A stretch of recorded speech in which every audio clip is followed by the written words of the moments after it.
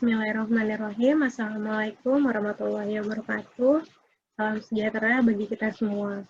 Senang sekali pada kesempatan kali ini saya bisa sharing-sharing dengan teman-teman semua, dengan Bapak Ibu, dengan Ayah Bunda semua hari ini.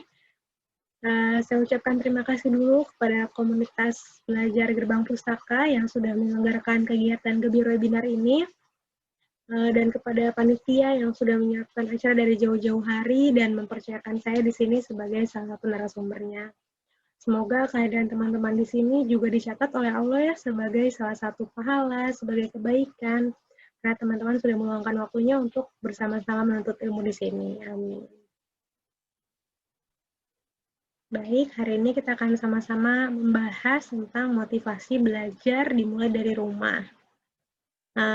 Perkenalkan sebelumnya, nama saya Fania, saat ini sebagai dosen di program studi pendidikan kesejahteraan keluarga Universitas Negeri Jakarta. Nah, teman-teman semua dapat kontak saya di nomor telepon berikut, kemudian atau bisa email saya kalau ada yang butuh sharing-sharing terkait materi ini maupun materi yang relate-nya sama kesejahteraan keluarga. Bisa kontak saya di email tersebut, faniazulfa@unj.ac.id.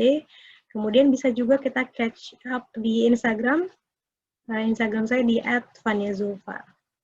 Begitu ya, kurang lebih biodata singkat saya. Baik, hari ini kita akan ngomongin tentang motivasi. Nah, sebelum kita masuk ke materi, saya mau flashback dulu.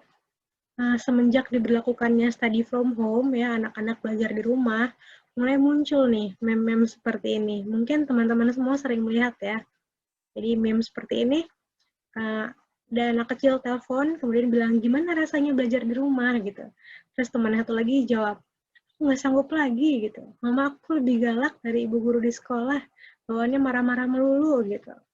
Nah, gimana teman-teman yang di sini? Bapak Ibu semuanya senyum-senyum di sini, apakah terjadi juga pada anaknya? Gitu. Atau meme berikutnya, hampir mirip ya. Ada ibu-ibu yang teriak di sini ya, mau kemana lagi belajar di rumah, gitu. Mau ke rumah bu guru aja emak ngajar marah-marah mulu gitu. Nah, gimana? Apakah hal ini terjadi kepada anak-anak Bapak Ibu semuanya gitu? Semoga enggak ya. Semoga Bapak Ibu di sini dapat mengajarkan putra-putrinya dengan baik di rumah sehingga anaknya betah di rumah. Tapi tenang, kalaupun memang terjadi, hari ini memang kita akan membahas tuntas bagaimana sih membuat anak betah untuk belajar di rumah. Bagaimana kita menumbuhkan motivasi anak untuk belajar di rumah.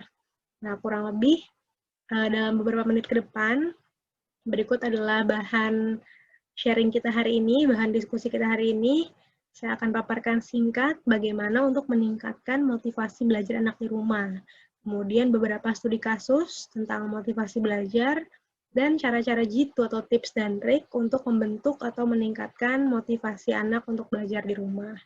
Baik, sama-sama kita masuk ke materinya. Semoga dapat diterima dengan baik ya. Oke, pertama, kita harus kenali dulu anak kita. Ada beberapa karakteristik anak yang kadang-kadang luput dari pemahaman kita. Kadang-kadang kita memungkiri hal-hal tersebut. Oke, kita mulai ya. Yang pertama, setiap anak itu merupakan pembelajar. Jadi fitrahnya anak tuh emang senang belajar dari lahir gitu. Coba kita perhatikan dari mulai anak kita lahir, kemudian mulai rolling, mulai membalikkan badan, mulai menegakkan kepala, belajar duduk, merangkak, berjalan, berlari, semuanya merupakan proses belajar. Jadi ketika mereka mencoba berdiri, bangkit, jatuh, coba lagi, bangkit lagi, jatuh lagi, itu merupakan proses belajar. Dia mencoba gitu. Oh, kalau bangkit dengan kaki kiri agak susah misalnya, coba dia dengan kaki kanan gitu. Oh, lebih mudah ternyata gitu. Maka ketika dia bangkit, dia gunakan kaki kanan. Misalnya seperti itu. Nah, jadi proses belajar itu memang itu fitrahnya dari lahir. Anak tuh senang belajar.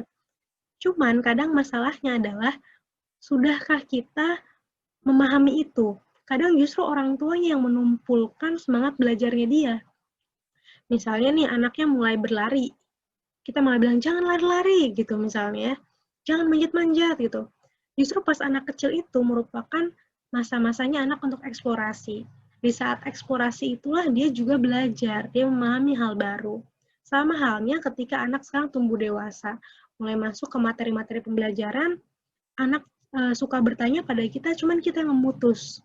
Kita yang memutus, kita tidak bisa memfasilitasi apa informasi yang anak butuhkan dengan baik, gitu. Itu satu. Kemudian yang kedua, selain anak tadi suka belajar, anak juga suka bermain. Fitrahnya anak-anak ya memang suka bermain. Nah, apalagi untuk anak usia sekolah ya, terus sedang gemar-gemarnya bermain, bersosialisasi gitu kan. Nah, dalam bermainnya itu, dia mencari hal baru. Dia mengeksplorasi. Maka tugas kita untuk memfasilitasi dalam bermainnya itu kita selipkan pembelajaran. Jadi dia tidak sedang merasa belajar, dia sedang bermain, tapi kita selipkan materi pembelajaran di sana. Misal, kita ajarkan materi IPA gitu saat berjalan-jalan ke taman. Kita masukkan materi pembelajaran matematika saat dia sedang membereskan mainannya, misalnya begitu. Terdapat berbagai banyak cara untuk menyisipkan pembelajaran dalam bermain.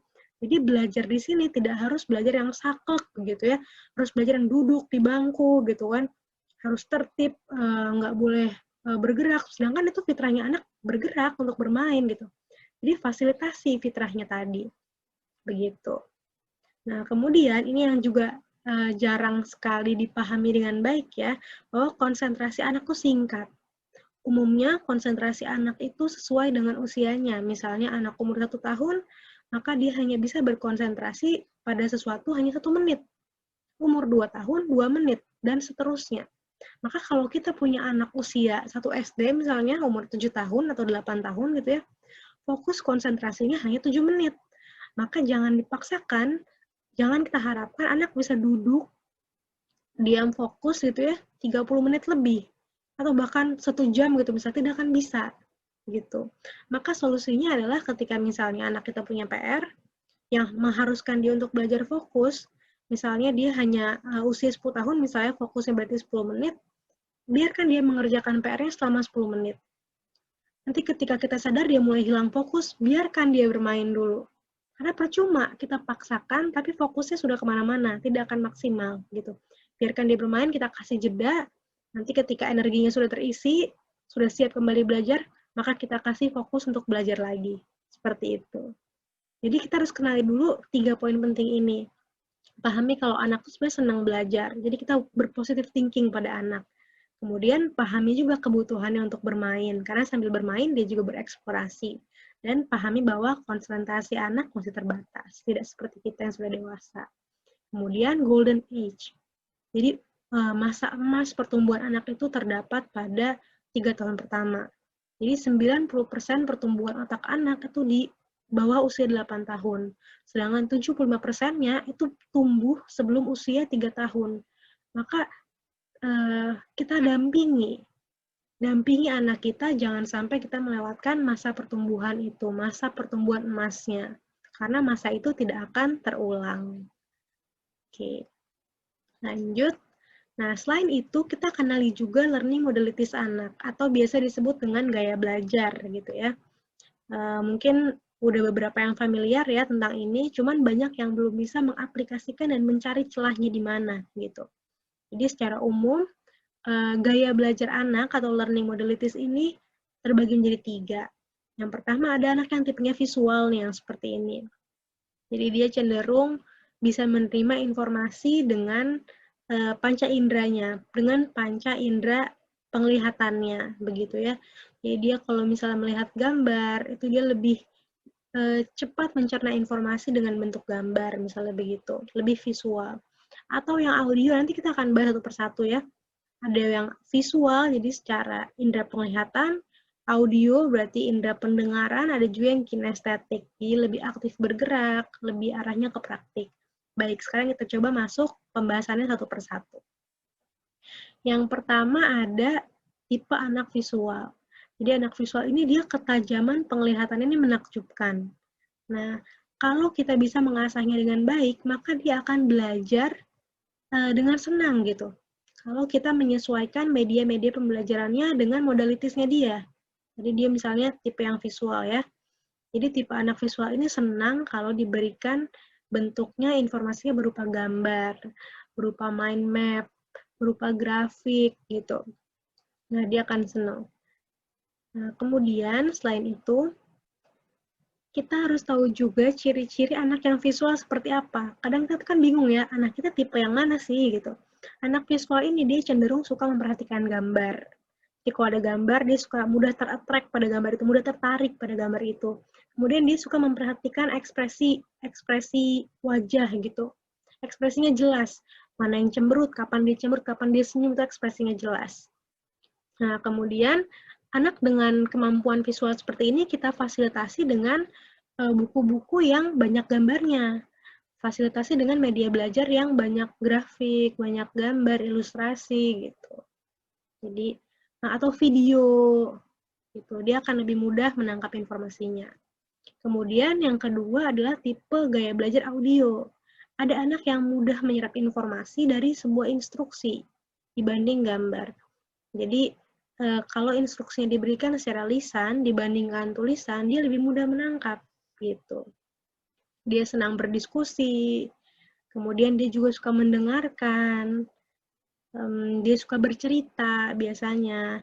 Nah, tipsnya adalah ketika kita menemukan anak kita ternyata cenderung ke tipe yang audio, maka kita ketika memberikan informasi, berikan lewat secara lisan, secara verbal, gitu.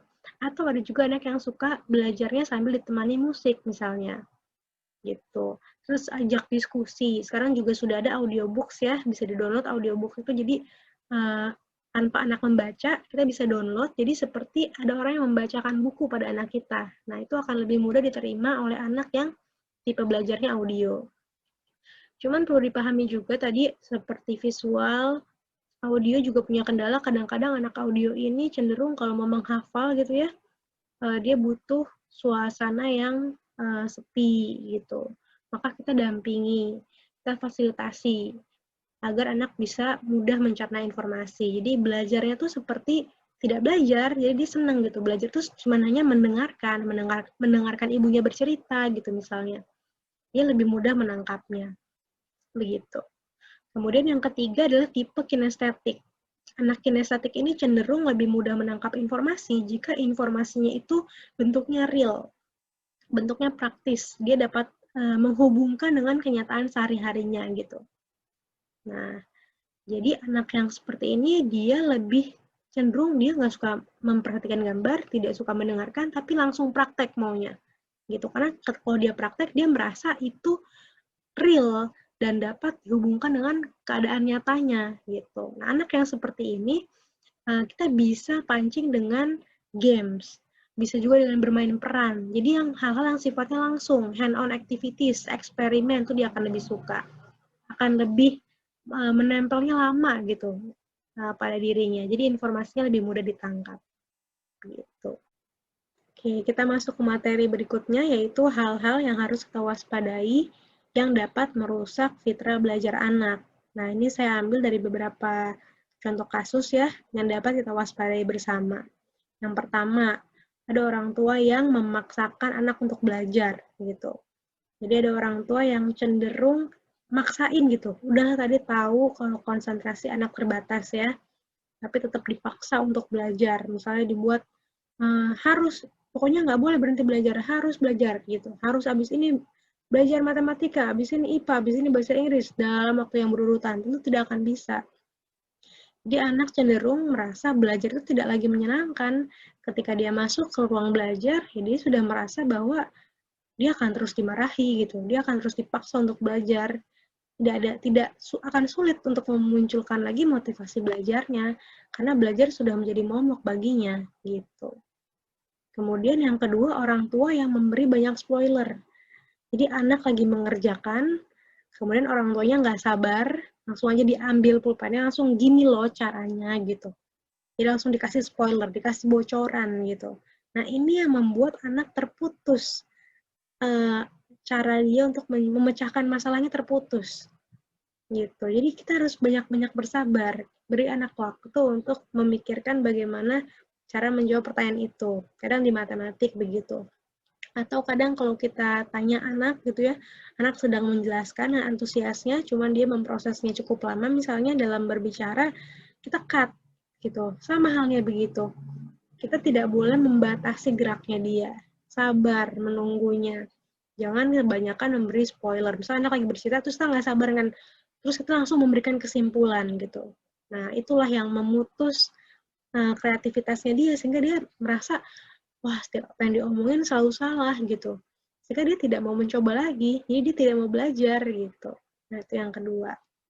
Yang ketiga, ada orang tua yang suka membanding-bandingkan anaknya. Entahlah dibandingkan dengan anaknya sendiri, anak kandung, atau dibandingkan dengan anak tetangga gitu ya. Nah, ini menjadi hal yang menyakitkan di anak ya, ketika dia berbuat salah, maka dibandingkan dengan temannya, dengan kakaknya, dengan adiknya, sehingga dia tidak akan mencoba lagi gitu. Dia akan merasa salah terus gitu, sama tadi ya. Jadi ketika kita menyalahkan, apalagi membandingkan gitu ya, anak akan cenderung merasa minder, tidak ingin mencoba lagi gitu. Dan yang keempat, orang tua yang menjadikan anak sebagai penyambung obsesinya. Ada nggak yang begitu, Bapak Ibu? Jadi misalnya dulu kita nggak kesampaian jadi dokter misalnya, maka wah nanti anak saya harus jadi dokter gitu. Ada nggak yang begitu? Nah, itu nggak boleh Bapak Ibu ya. Jadi jangan jadikan anak kita sebagai penyambung penyambung obsesi kita gitu. Akhirnya apa? Oke lah kita bisa mendrive anak gitu ya, mengarahkan anak paling sampai batas SMP. Lebih dari itu dia akan merasa lelah. Lebih lagi sampai di bangku perkuliahan. Kalau terbiasa dengan kita giring gitu ya, jadi obsesi kita, mereka akan lelah, mereka akan bingung dengan dirinya sendiri. Mereka akan bingung, mereka sukanya apa gitu. Jadi passionnya dia akan tertutupi dengan obsesi kita, dengan ambisi kita gitu. Sehingga akhirnya dia akan jadi bingung dan tidak tahu arahnya mau kemana gitu. Nah, saya ambil 4 contoh kasus ini, semoga dapat kita waspadai bersama ya. Hal-hal ini yang dapat merusak fitrah belajar anak kita. Jadi motivasi belajarnya sudah akan redup duluan nih kalau sudah terhimpit dengan 4 contoh-contoh ini. Gitu. Oke, sekarang saya masuk ke intinya. Bagaimana sih untuk menumbuhkan motivasi anak? Bagaimana untuk membuat belajar itu menyenangkan? Belajar dari rumah itu fun loh, dan kita bisa melakukannya gitu. Oke, kita masuk ke yang pertama. Kita harus ciptakan dulu suasana yang kondusif. Bukan cuma masalah tempat belajarnya, tapi keluarganya juga kondusif. Kita punya keluarga yang support, ketika anak belajar kita fasilitasi, ketika anak bertanya kita jawab gitu. Kita berikan semua sumber yang memadai bagi anak gitu. Nah, kalau di sini saya ambil selain keluarga yang kondusif, maka ciptakan juga suasana ruang belajar yang nyaman untuk anak. Tidak harus seperti ini gitu tentunya, tidak harus dengan ada ruangan khusus, tidak harus, cuman setidaknya anak tuh punya pojok tertentu, misalnya di rumah ya, dia tahu disinilah dia belajar gitu. Buat senyaman mungkin, misalnya diletakkan karpet gitu, misalnya atau meja pendek, dia bisa lesen atau duduk gitu, terserah. Cuma memang nyaman, bersih, sehingga anak betah untuk lama-lama di situ gitu. Jadi belajar dalam kondisi nyaman begitu. Kemudian yang kedua, kita gunakan pembelajaran yang menarik. Kita gunakan media-media yang menarik. Lagi-lagi tidak harus mahal. Di sini saya contohkan yang sederhana sekali. Di sini contohnya kardus ya. Kardus di sini dapat kita gunakan untuk, di sini yang pertama nih, dia bisa membangun building blocks untuk meletakkan mobil-mobilannya. Ini dibuat dari kardus. Jadi kardus dipotong dengan ukuran tertentu, kemudian diberi potongan sehingga dapat diselipkan. Gitu ya. Jadi anaknya sambil bermain ini bisa banyak hal. Kalau anak usia prasekolah ya, dia sambil bisa merapikan mainannya, menghitung gitu. Kemudian bisa belajar warna gitu. Tapi fun juga dia merakit gitu, merakit tempat parkir ini cuma dari kardus gitu misalnya. Sambil kita sisipkan materi pembelajaran di situ. Kemudian media yang lain misalnya yang kedua nih ya, anaknya belajar untuk ngangkat jemuran. Dari yang sederhana, ini adalah kotak sepatu, kemudian diberikan sumpit di keempat sudutnya, kemudian di sini diberikan sedotan penghubung antar sumpit. Nah, baru kita potong kain flanel berbagai warna, berbagai ukuran menjadi baju, celana pendek, celana panjang, dress, dan lain-lain. Nah, ini melatih motorik anak. Jadi anak belajar juga di sini, gitu. Jadi dia belajar dari hal-hal yang sederhana, simple gitu. Tapi dia happy. Jadi ini kan modalitasnya adalah untuk dia nanti bisa keterampilan ya, keterampilan menjemur kalau di sini, mengangkat jemuran gitu. Itu hal-hal belajar, pembelajaran yang menyenangkan untuk anak. Nah, ini cocok untuk anak yang kinestetik, begitu. Kemudian yang keempat ini puzzle. Puzzle juga sederhana, lagi-lagi tidak harus puzzle yang bagus gitu ya. Kalau ada keterbatasan, sesimpel dengan menggunakan kardus. Kita gambar ya, ini untuk anak-anak juga prasekolah, ini menarik bagi mereka. Mereka akan cocokkan puzzle-nya sesuai dengan warna dan bentuknya. Bisa belajar warna, belajar bentuk dari sepotong kardus gitu. Nah, untuk media-media menarik seperti ini, untuk anak yang usianya lebih tinggi gitu ya, kita bisa searching sekarang. Kalau yang ngerasa, aduh, nggak dapet ide, nggak punya ide, tenang aja Bapak Ibu, Ayah Bunda semuanya. Kalau saya di sini, saya follow ini ya, salah satu yang banyak idenya, @pitchpiku, Tevika namanya, ini tiga-tiganya dibuat oleh Tevika ya. Jadi media-media pembelajaran yang dapat dibuat sendiri gitu. Atau kita bisa searching, banyak sekali yang sudah membuat ya Montessori at home atau fun activities, itu banyak sekali di Instagram, di YouTube juga banyak gitu. Jadi gunakan media yang menarik dan ingat tidak harus mahal. Bisa dengan media apapun. Bisa dengan sedotan, stik es krim, itu bisa dimanfaatkan. Kardus, karton, dan lain-lain. Yang ketiga, nah ini yang sangat penting, kita harus mendorong rasa ingin tahu anak. Nah, kalau yang tahu nih channel di YouTube ya, jadi rasa ingin tahu anak itu kita munculkan dengan eksperimen sederhana misalnya. Jadi anak benar-benar turun langsung, sehingga rasa ingin tahunya itu dia mencari sendiri, discovery namanya. Jadi seperti ini ya, ada eksperimen, biasanya eksperimen gunung meletus, gitu bisa kita buat. Atau ini eksperimen kalau air itu merambat, cuman kita kasih pewarna di situ ya, jadi airnya nanti merambat lewat tisu gitu. Jadi anak tahu persis sifat-sifat, kalau ini kita bisa sampai menjelaskan konsep fisika gitu ya, kapilaritas, air itu merambat pada media yang seperti apa gitu.